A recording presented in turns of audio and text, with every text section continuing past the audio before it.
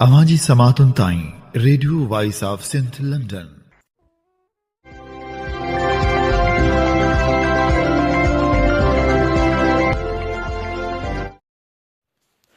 हीअं ॿुधी रहिया आहियो radio voice of Sindh London. अवांजी ख़िदमत में प्रोग्राम पेश कजे थो ख़बरुनि जी दुनिया। 6 डिसंबर 2025 छंछर जे ॾींहुं प्रोग्राम ख़बरुनि जी दुनिया साण करे आऊं अवांजी ख़िदमत में हाज़ुर अवांजो पंहिंजो मेज़बान हबीब लगारी। सभ खां पहिरियां पेश करियूं था ख़ासि ख़बरूं। अमरीकी कानून साज़नि पाकिस्तान में इंसानी हक़नि जे भञकड़ियुनि ते पाबंदियूं लॻाइण जो मुतालबो करे छॾियो। पाकिस्तान फ़ौज जे तर्जमान इमरान ख़ान खे ज़हनी मरीज़ करार ॾेई छॾियो। सहाफ़ियुनि पारां संदसि प्रेस कॉन्फ्रेंस ऐं सख़्त लहजे ते तनक़ीद। प्रेस कॉन्फ्रेंस बेबुनियाद ऐं अहमकाणी करार। कंदकोट में SUP पारां बदअमनी ऐं क़बीलाई तकरारनि जे ख़ात्मे लाइ मार्च। सुभाणे सक़ाफ़ती ईद, तयारियूं मुकमिल। मुख़्तलिफ़ इलाइक़नि में मच कचहरियूं ऐं जागरता जुलूस। हाणे पेश करियूं था तफ़सीली ख़बरूं। सिंध में बदअमनी बरक़रार आहे। बदअमनी ते ज़ाब्ते लाइ इंतिज़ामिया के बि क़दम नाहिनि खंया। कंदकोट में वधंदड़ बदअमनी, क़बीलाई तकरारुनि, नौजवान ऐं मासूम नीगर जे क़त्ल वारे वाक़े ख़िलाफ़ SUP जे सॾ ते एहतिजाजी मार्च कयो वियो। SUP जे सॾ ते कयल एहतिजाजी मार्च जी अॻुवाणी दिलमुराद ॾाहाणी, सरमद जाकिराणी, नूर ख़ान सब्ज़ोई ऐं क़ुर्बान मलक करे रहिया हुआ, जंहिंमें सवें शहरियुनि शिरकत कई। एहतिजाजी मार्च करे अमन क़ाइमु करण जो मुतालबो कयो वियो। उन मौक़े ते अॻुवाणनि चयो त क़बीलाई तकरारुनि कश्मीर कंदकोट ज़िले खे सवें साल पोइते धिके छॾियो आहे। क़बीलाई तकरारुनि जी आड़ में सवें बेगुनाह इंसानी जानियूं ज़ाया थी रहियूं आहिनि। ॾोहारियुनि फ़र्ज़ शनास पुलिस ऑफिसर सिकंदर पंवर जे नौजवान पुटु गुलहसन पंवर ऐं मासूम पोटे मुज़मिल पंवर खे क़त्ल करे इंसानियत जा लीका लताड़े छॾिया, पर अफ़सोस पुलिस इंतिज़ामिया अञा ताईं क़ातिलनि खे गिरफ़्तार न करे सघी आहे। हुन चयो त क़बीलाई तकरारुनि खे ख़तमु कराइण लाइ को बि सरदार संजीदा कोशिशूं नथो वठे। सरदार सिर्फ़ु पंहिंजी सरदारी हलाइण में पूरा आहिनि, पर को बि इंसानी दर्द नथो रखे। हुक्मरान बि अहिड़नि मामलनि ते मुकमिल तौरु ख़ामोश तमाशाई बणियल आहिनि, जंहिं करे कश्मीर कंदकोट ज़िले में बदअमनी वधी वई आहे। बदअमनी सबबि कारोबार ऐं तालीम तबाह थी चुकी आहे। हुननि मुतालबो कयो त क़बीलाई तकरारनि ऐं बदअमनी जो ख़ात्मो कयो वञे। सिकंदर पंवर जे क़त्ल थियल बचड़नि जा क़ातिल फ़ौरी तौरु गिरफ़्तार करे उन्हनि जे खून सां इंसाफ़ कयो वञे। ॿी सूरत में एहतिजाजी तहरीक तेज़ कई वेंदी। पाकिस्तान में इंसानी हक़नि जे भञकड़ियुनि ते अमेरिका जे कानून साज़नि पारां पाबंदियूं लॻाइण जो मुतालबो कयो वियो आहे। डेमोक्रेटिक अमरीकी कानून साज़नि अमरीकी secretary of state Marco Rubio खे ख़त लिखी पाकिस्तानी अमलदारनि ते टारगेटेड पाबंदियूं लॻाइण जो मुतालबो कयो आहे। 44 डेमोक्रेट अमरीकी कानून साज़नि जे लिखियल ख़त में चयो वियो आहे त पाकिस्तान में सरहद पार दबाव वधाइण, सियासी जबर ऐं इंसानी हक़नि जी ख़राब थियण सूरत हाल ते सख़्त कार्रवाई ज़रूरी आहे।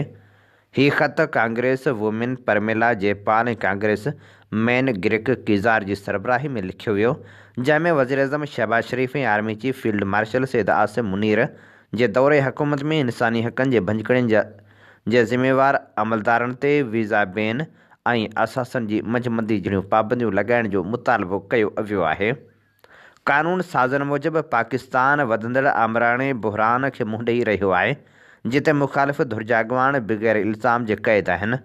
आज़ाद सहाफ़ियुनि खे हिरासां कयो वञे थो या जलावतन थियण ते मजबूर कयो वञे थो। आम शहरी सिर्फ़ु सोशल मीडिया पोस्टनि ते गिरफ़्तार कया वञनि था। ख़त में औरतनि, मज़हबी अक़लियतनि ऐं ख़ासि तौरु बलूचिस्तान में रहंदड़ ॿियनि क़ौमी गिरोहनि ख़िलाफ़ तशदुद, निगरानी ऐं जबर जी पिणु निशानदेही कई वई आहे। कानून साज़नि हिकु भेरो ॿीहर ख़बरदार कयो आहे त पाकिस्तान में सिविल सोसाइटी ऐं जमहूरियत जे इदारनि ते दॿाउ वधी रहियो आहे। आज़ाद सहाफ़ियुनि खे नौकरी मां कढिजण, केसनि में फासाइण या मुल्क छॾण ते मजबूर करण लाइ केस वधी रहिया आहिनि। पाकिस्तान जी परॾेही वज़ारत या वाशिंगटन में पाकिस्तानी सिफ़ारतखाने पारां फ़ौरी रद्द अमल साम्हूं न आयो आहे। ख़त में सहाफ़ी अहमद नूरानी जो बि ज़िक्र थियल आहे, जंहिंखे फ़ौजी करप्शन बाबति रिपोर्ट ऐं अॻूणे चीफ जस्टिस साक़िब निसार जे सख़्तु तकरारी ऑडियो जारी करण खां पोइ धमकियुनि, हिरासा करण ऐं संदसि घरवारी ते 2021 में लाहौर में हमले जहिड़ा वाक़िआ पिणु पेश आया। गुलकार सलमान अहमद सां पेश आयल वाक़िअनि जो पिणु हवालो ॾिनो वियो आहे, जंहिंखे फ़ौज ते तनक़ीद वारनि सोशल मीडिया वारनि पोस्टनि ते पीका कानून तहत केस दाख़िल करे गैरक़ानूनी दॿाउ विधो वियो। संदसि ख़ानदान ख़िलाफ़ धमकियुनि खे मुंहुं ॾियणो पियो। ख़त मूजिबि उहे केस पाकिस्तान अंदरि ऐं ॿाहिरि तनक़ीद कंदड़ माण्हुनि खे निशानो बणाइण जी वॾी हिकमत अमली जो हिसो आहिनि। ख़त में औरतुनि, मज़हबी ऐं क़ौमी गिरोहनि, ख़ासि तौर ते बलूचिस्तान में गैर मुतनासिब तशदुद ऐं निगरानी ते पिणु सख़्त ख़दशा ज़ाहिर कया विया आहिनि। अदलिया जी आज़ादी बाबति लिखियो वियो आहे त सुप्रीम कोर्ट पारां फ़ौजी अदालतनि में आम शहरी केस हलाइण जी इजाज़त अदलिया जी आज़ादी खे कमज़ोर करे थी। सुप्रीम कोर्ट पंहिंजे फ़ैसिले में चयो हो त जेकॾहिं तरीक़ेकार पूरो कयो वञे त शहरी फ़ौजी अदालतनि में बि पेश थी सघनि था ऐं पार्लियामेंट खे अपील जो आज़ादु निज़ाम ठाहिण जी सिफ़ारिश कई वई हुई। ख़त में अॻूणे वज़ीर अज़म इमरान ख़ान जी आज़ादी जो मुतालबो बि कयो वियो आहे, जेको 2022 खां वठी मुख़्तलिफ़ केसनि में जेल में क़ैद आहे। राइटर्स मूजिबि उन्हनि केसनि में 7 अरब रुपयनि ताईं ज़मीन में मुबैना करप्शन ऐं मई 2023 जे एहतिजाजनि बाबति तशदुद जी हौसला अफ़ज़ाई जा इल्ज़ाम पिणु शामिल आहिनि। संदसि भेण उज़मा ख़ानम मूजिबि हू जिस्मानी तौरु ठीकु आहे, पर सख़्तु ज़हनी दॿाउ हेठि आहे, छो त मुलाक़ातनि ऐं मुलाक़ात कंदड़नि ते सख़्तु पाबंदियूं लॻल आहिनि। कानून साज़नि मूजिबि सुप्रीम कोर्ट तरफ़ां फ़ौजी अदालतनि खे इख़्तियार ॾियणु फ़ौज जे दॿाउ हेठि अदलिया जी आज़ादी ख़तमु करणु बराबरि आहे। ख़त में लिखियो वियो आहे त पाकिस्तान जा इदारा पंहिंजे हदनि खां ॿाहिरि वञी अमेरिका जे शहरियुनि ऐं रहवासियुनि ताईं पहुची रहिया आहिनि, जेके फ़ौज बाबति तनक़ीद कनि था ऐं आमतौरु संदन ख़ानदाननि खे पाकिस्तान में निशानो बणायो वञे थो। उहे अमल बैन अल-अक़वामी शहरी ऐं सियासी हक़नि जे मुआहिदे ICCPR जे आर्टिकल 19 जी ख़िलाफ़ वर्ज़ी आहिनि, जेको इज़हार आज़ादी जी ज़मानत ॾिए थो। ख़त में 2024 जे चूंडनि बाबति बि ख़दशा ज़ाहिर कया विया आहिनि, जिन खे बाक़ाइदगी सां बेज़ाब्तगियुनि बाबति तनक़ीद जो निशानो बणायो वियो ऐं रिपोर्टनि मूजिबि हिकु ताबे ऐं कमज़ोर सियासी ज़ाहिरनामो क़ाइमु कयो वियो। अमरीकी परॾेही वज़ारत पिणु उन्हनि चूंडनि जी मुकमिल जाइ जो मुतालबो कयो हो।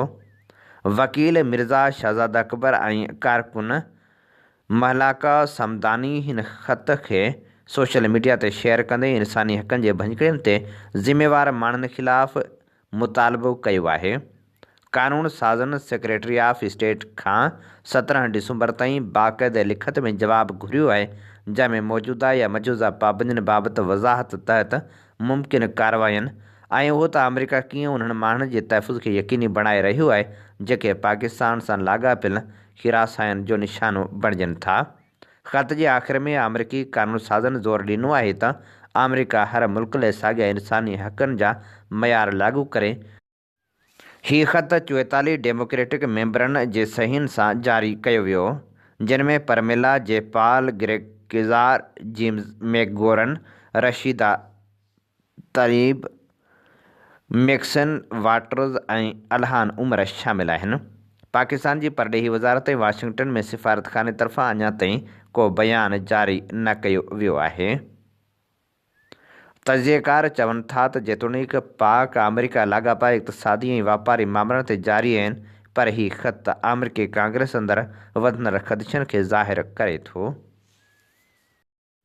पीपल्स पार्टी जे चेयरमैन बिलावल भुट्टो ज़रदारी चयो आहे त सिंध खे ज़िम्मेवारी ॾियो, टैक्स हदफ़ पूरो न कयो त पंहिंजो हिसो बि ॾींदासीं। असीं जनरल सेल्स टैक्स जे हदफ़ खां वधीक पैसा गॾु कंदासीं त पोइ वाधू रक़म सिंध जे आवाम ते ख़र्च थींदो। बहिरान जो मतिलबु वफ़ाक़ी इदारा पंहिंजूं ज़िम्मेवारियूं पूरियूं नथा कनि। कराची में ख़िताब कंदे हुन वधीक चयो त हुकूमत जा कुझु वज़ीर वफ़ाक़ी बहिरान जे बुनियाद ते 18वीं तरमीम खां पोइ सूबनि खे मिलंदड़ वसीला ऐं इख़्तियार वापसि वठणु चाहिनि था। ॾुखियायूं असां सभिनी जूं आहिनि, गॾिजी मुंहुं ॾींदासीं। फ़ौजी तर्जमान इमरान ख़ान खे ज़हनी मरीज़ करार ॾेई छॾियो। सोशल मीडिया ते सख़्त तनक़ीद कई पई वञे। फ़ौजी तर्जमान लेफ्टिनेंट जनरल अहमद शरीफ़ चौधरी पारां प्रेस कॉन्फ्रेंस कई वई। सॼी प्रेस कॉन्फ्रेंस बिल्कुलु वाज़ह हिक तौर शख़्स हुए। हुन इमरान ख़ान खे रियासत मुख़ालिफ़ करार ॾिनो ऐं केतिरा ई लफ़्ज़ इस्तेमालु कया, जहिड़ोक पंहिंजी अना जो क़ैदी, ख़ुदि पसंद ऐं ज़हन जे फ़रेब जो शिकार।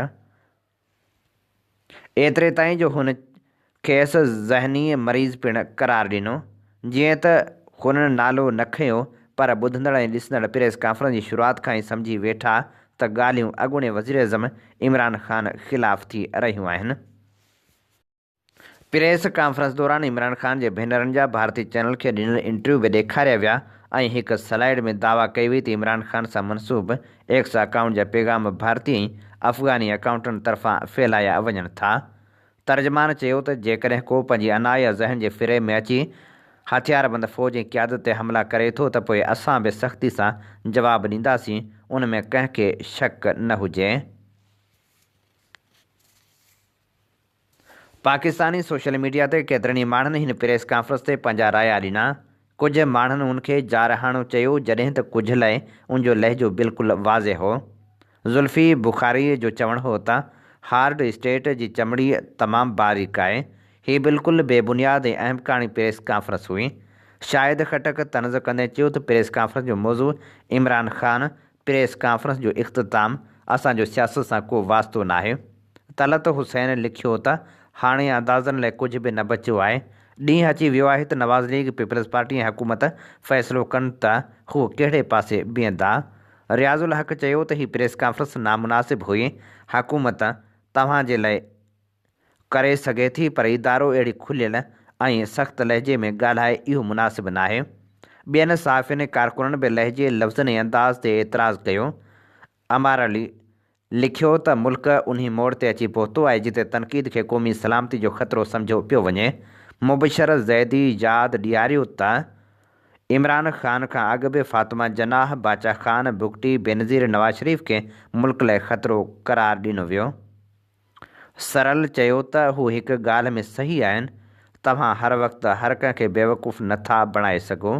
मरियाना बाबर यादि ॾियारियो त हिकु अॻूणो DG ISPR चवंदो हो, जेको तर्जमान चवे थो उहो GHQ जी मंज़ूरी सां चवे थो। सिंधियाणी तहरीक जी मरकज़ी सदर उमरा समो, मरकज़ी डिप्टी सेक्रेटरी बख़्तावर मल्लाह, मरकज़ी अॻवान मरियम उन्नड़ ऐं मुरबत हालेपोटो पंहिंजे गॾियल प्रेस बयान में चयो आहे त औरत अॻवान ऐं आर्टिस्ट शीमा करमाणी खे कराची प्रेस क्लब में प्रेस कॉन्फ्रेंस करण खां रोकणु पीपल्स पार्टी सरकार तरफ़ां जमहूरियत जो क़त्ल आहे। हुननि चयो त सिंध सरकार तय करे छॾियो आहे त हाणे सिंध में पीपल्स पार्टी खां सवाइ को बि एहतजाज या इज्तिमा या प्रेस कॉन्फ्रेंस नथो करे सघे। 16 मार्च वारे सिंधियाणी तहरीक जे पुरअमन मार्च ते बि पीपल्स पार्टी सरकार FIR दर्ज कई हुई, जॾहिं त उनखां पोइ ऐं अॻु में बि कलम 144 बावजूदि पीपल्स पार्टी केतिरा ई जलसा कया, पर आर्टिकल 144 पीपल्स पार्टी जे जलसनि ते लागू नथो थिए। मनपसंद तरमीमूं आणे पीपल्स पार्टी सिंध में कानून खे मुखालिफ़नि जो आवाज़ दॿाइण जी मशीन बणाए छॾियो आहे। सिंध पुलिस पीपल्स पार्टीअ जी हथियारबंद विंग तौरु कमु करे रही आहे। कलम 144 समेत समूरा कानून पीपल्स पार्टी जे मुखालिफ़नि लाइ आहिनि। बाक़ी पीपल्स पार्टी समूरनि कानून खां मथां ई आहे। अहिड़े ॾाढ ऐं जबर ते अदलिया जी ख़ामोशी बि सवालिया निशान बणियलु आहे।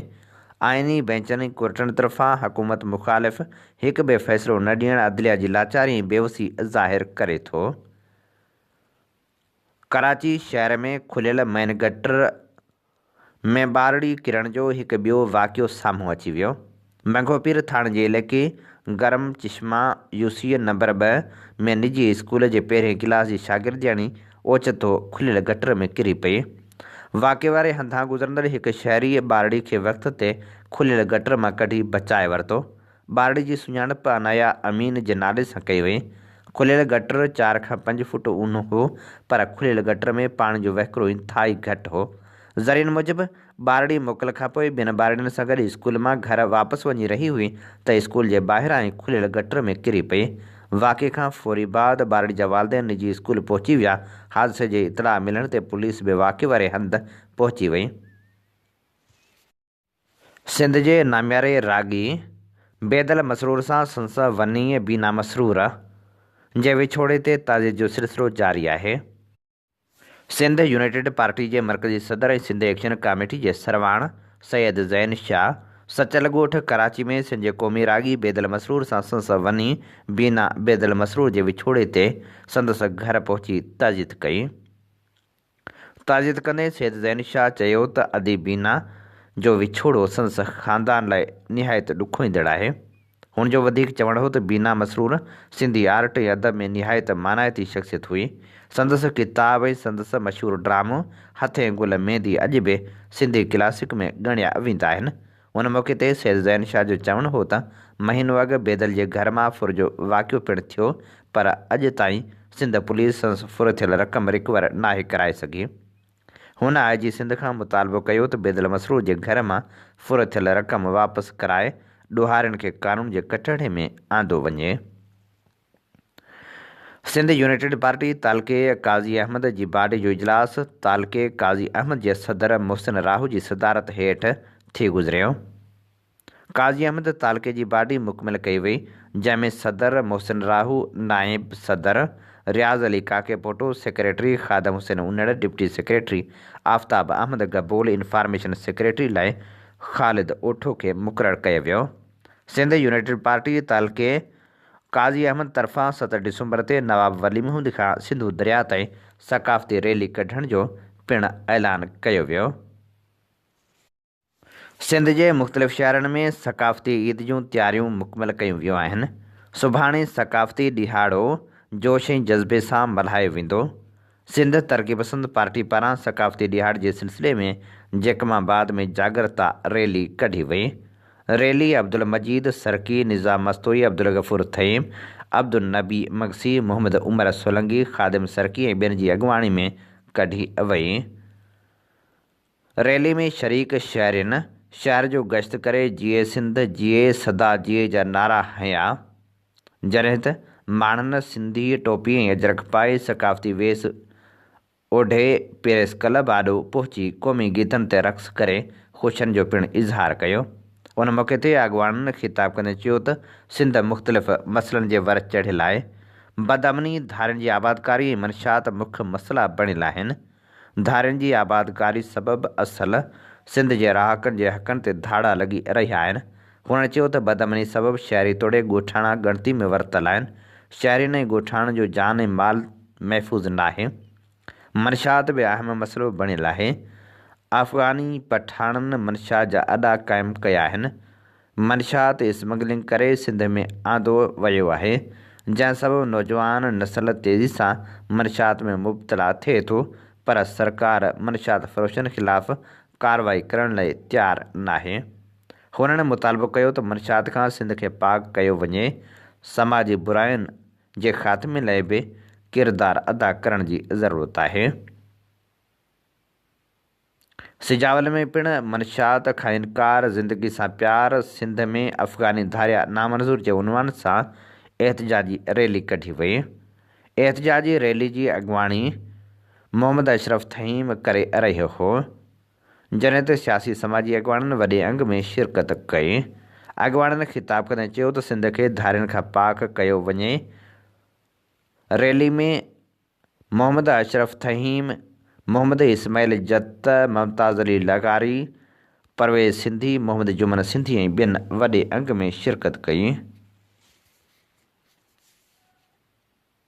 दड़ो में जसकम पारां पिण तकरीब मुनक़िद कई वई, जंहिंमें डॉक्टर नियाज़ कालाणी, पुनल सारियो ऐं जसकम जा कारकुन वॾे अंग में शरीक थिया। रागी दिलदार उठे क़ौमी गीत ॻाए नौजवाननि जो जोश ऐं जज़्बो जाॻायो। कंबर में यूथ फोरम तरफ़ां मच कचहरी कोठाई वई, जंहिंमें समें माण्हुनि शिरकत कई, जिते सूफ़ी रागी अमानुल्लाह शेख सिंध जा गीत ॻाया। शहदाद कोट में भी शानदार तकरीब मुनक़िद कई वई। नएं देरे जे Bakhtawar model high school college में सकाफ़ती तकरीब मुनक़िद कई वई। तकरीब में शागिर्दनि, शागिर्दियाणियुनि ऐं उस्तादनि सकाफ़ती वेस पाए शिरकत कई। लाड़काणे जे government arts and commerce college में सकाफ़ती तकरीब मुनक़िद कई वई, जंहिंमें regional director college Larkano professor Altaf Hussain Abro, college जे principal professor Rizwan Gul, professor Zainab Fatima Jumani, professor Sadora Solangi, professor Mohammad Atiq Soomro ऐं ॿियनि वॾे अंग में शिरकत कई। खैरपुर में शागिर्दनि तरफ़ां सकाफ़ती रैली पिणु मुनक़िद कई वई। हैदराबाद जी निजी अस्पताल में डॉक्टर जी मुबैना गफ़लत सबबि नौजवान मुराद लाशारी जे फ़ौत थियण बाद वारसनि खे यरगमाल बणाइण वारे वाक़े जो जामशोर वासी शहज़ाद इसाक़ कामिल लाशारी जी फ़रियाद ते हटड़ी थाणे ते केस दाख़िल कयो वियो आहे। केस में 5 सिक्योरिटी गार्ड ऐं 8 अणॼातल जवाबदार नामज़द कया विया आहिनि। फ़रियादी FIR में ॼाणायो त भाणेजो मुराद अली लाशारी डेंगी जी बीमारी ऐं भाइटी सफ़िया ब्रेन ट्यूमर सबबि अस्पताल में दाख़िल हुई। दुरुस्त इलाज न थियण सबबि भाणेजो फ़ौत थी वियो। भाइटी खे डिस्चार्ज कराए बिल अदा करे अस्पताल मां निकिरी रहिया हुआसीं त एमरजेंसी दरवाज़े ते रोके धमकियूं ॾिनियूं वियूं। एमरजेंसी दरवाज़ो बंदि करे फायरिंग बि कई वई। 4 कलाकनि ताईं यरगमाल बणाए रखियो वियो। पुलिस पहुचण बाद लाश खणाए वियासीं। ॿिए तरफ़ शहज़ाद लाशारी, शुएब लाशारी, जब्बार लाशारी, शफ़ीक राजपर ऐं ॿियनि हैदराबाद प्रेस क्लब साम्हूं एहतिजाजी मुज़ाहिरो कयो। उन मौक़े ते फ़ौती नौजवान जे वारसनि इल्ज़ाम हणंदे चयो त 30 नवंबर 2025 ते नौजवान मुराद लाशारी खे डेंगी जे मर्ज़ जे इलाज लाइ इसरा अस्पताल में दाख़िल करायो हो, जेको 2 दिसंबर 2025 ते डॉक्टरनि जी मुबैना गफ़लत सबबि फ़ौत थी वियो। जंहिं ख़िलाफ़ एहतिजाज करण ते असांखे अस्पताल जे सिक्योरिटी अमले पारां यरगमाल बणायो वियो। पुलिस जी मौजूदगी में फायरिंग करे हिरासां कयो वियो। हुननि मुतालबो कयो त मुराद लाशारी जे इलाज में गफ़लत कंदड़ डॉक्टरनि ऐं सिक्योरिटी अमले ख़िलाफ़ सख़्त क़ानूनी कार्रवाई कई वञे। ॾेपले भरिसां पुलिस हथां मारिजी वियल नौजवान रमज़ान खोसो सां इंसाफ़ न थी सघियो। जवाबदार त गिरफ़्तार न थिया, पर जवाबदार ज़मानत ते आज़ाद बि थी विया। नौजवान रमज़ान खोसो क़त्ल केस में नामज़द जवाबदार अॻूणे SHO हुसैन बख़्श राजड़ ज़िंदगी खे ख़तरो ज़ाहिर कंदे पकी ज़मानत लाइ अदालत में पेश न थियो। संदसि वकील अदालत में पेश थी दरख़्वास्त जमा कराई, जंहिं बाद संदसि कची ज़मानत में 9 दिसंबर ताईं वाध कई वई। अदालत में SHO पारां वकील मार्फत उमाणियल दरख़्वास्त में मौक़िफ़ इख़्तियार कयो वियो त जवाबदार खे ख़तरो आहे, तंहिं करे सिक्योरिटी यकीनी बणाई वञे। अदालत DSP माजिद क़ाइम खे हिदायत कई त ईंदड़ ॿुधणी ते अदालत में गैर ज़रूरी माण्हू मौजूदु न हुजनि। जवाबदार खे ख़तरे जो अंदेशो आहे ऐं जवाबदार खे अदालत ताईं पहुचण में जेकॾहिं को ख़तरो आहे त सिक्योरिटी इंतज़ाम सख़्त कया वञनि। अदालत दरख़्वास्त मंज़ूर कंदे ईंदड़ ॿुधणी 9 तारीख़ ताईं मुलतवी करे छॾी। दौड़ जे रहवासी तालीम खाते दौड़ में मुबैना जाली भर्तियुनि ख़िलाफ़ हैदराबाद प्रेस क्लब साम्हूं एहतिजाजी मुज़ाहिरो कयो।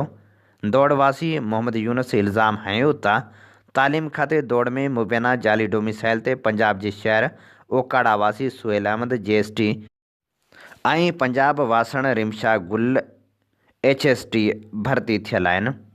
हुन चयो त जाली भर्तियुनि ख़िलाफ़ तालीम खाते सूदो आला इख़्तियारनि खे सबूतनि सूदो लिखियो आहे, पर उन्हनि ख़िलाफ़ को बि कार्रवाई करण लाइ तयारु नाहे। सिजावल जोड़ेजो में गैस जी बंदिश ख़िलाफ़ नौजवान इतिहाद ऐं PP शहीद भुट्टो जे कारकुननि एहतिजाजी मुज़ाहिरो करे रेलवे फाटक वटि टायर साड़े धरणो हयो। धरणे सबबि ट्रैफ़िक मुअतल रही। मुज़ाहिरनि चयो त बाकराबाद समेत सॼे शहर जी गैस बंदि आहे। नोटिस वठी मसइलो हल करायो वञे। हुननि चयो त गैस जी बंदिश सबबि सख़्त परेशानियुनि खे मुंहुं ॾेई रहिया आहियूं। सिंध सरकार पारां लीज़नि ते पाबंदी बावजूदि हैदराबाद जे क़दीमी बेले म्याणी जंहिंखे बेले खाते जे मुलाज़िमनि ऐं आला अमलदारनि पारां मिली भगत करे बेले जा क़ीमती वण वढाए भींग करे छॾी आहे। ज़रियनि मूजिबि बेले जूं ज़मीनूं ऐं बाग़ मुख़्तलिफ़ माण्हुनि खे हथरादू तौरु लिखत ते मुश्तमिल लीज़नि ज़रिए लखें रुपयनि जी रिश्वत एवज़ ॾिनियूं वियूं आहिनि।